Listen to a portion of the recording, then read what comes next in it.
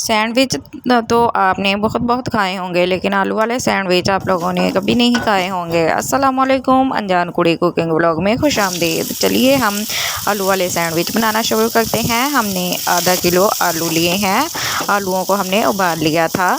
इसके बाद हम 1 चम्मच लहसुन का पेस्ट लेंगे और 2 चम्मच कुकिंग ऑयल को तवे पे डाल के अच्छे से लहसुन को डाल के अच्छे से पका लेंगे। पकाने के बाद इसको सौटे करने के बाद हम इसमें उबले हुए आलू जो आधा किलो लिए थे वो डाल देंगे और अच्छे से मैश करते जाएंगे। अच्छे से मैश करने के बाद हम इसमें स्पाइसेस शामिल करेंगे। 1 चम्मच काली मिर्च, 1 चम्मच नमक, 1 चम्मच ज़ीरा कुटा हुआ, 1 चम्मच सूखा धनिया और बेकिंग पाउडर थोड़ा सा और पुदीने के पत्ते थोड़े से शामिल करके इसे मिक्स करेंगे और 3 से 4 चम्मच हम मैदे के डालेंगे। मैदा हम डाल के इसे अच्छे से इस मिक्सचर को यकजान कर लेंगे और एक आटा सा बना लेंगे। जैसे हमारा गूंद के आटा जैसे होता है वैसे इसका मिक्सचर बना लेंगे। इसका मिक्सचर अच्छे से बनाने के बाद हमारा जो नमक मिर्च मसाले स्पाइसेस हैं वो तमाम इसमें मिक्स हो जाएंगे। आप स्पाइसेस अपने हिसाब से भी डाल सकते हैं, कम या ज़्यादा कर सकते हैं।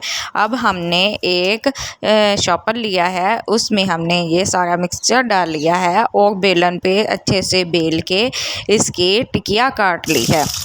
सैंडविच टाइप काट लिए हैं और अब हम इसे मीडियम आंच पे खोलते हुए तेल में पका लेंगे।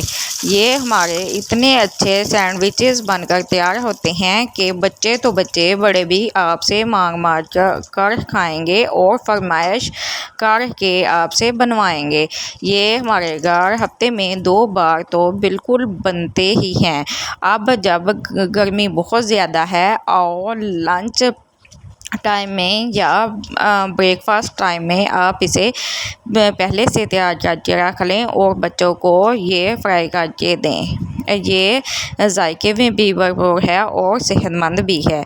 ये हमारे सैंडविचेस बनकर तैयार हो गए थे। माशाल्लाह से कितनी प्यारी लुक आई है। आपको अगर ये रेसिपी अच्छी लगी हो तो हमारे चैनल को लाइक शेयर सब्सक्राइब कर दीजिएगा। ये आपकी तरफ से हमारे लिए प्यार होता है।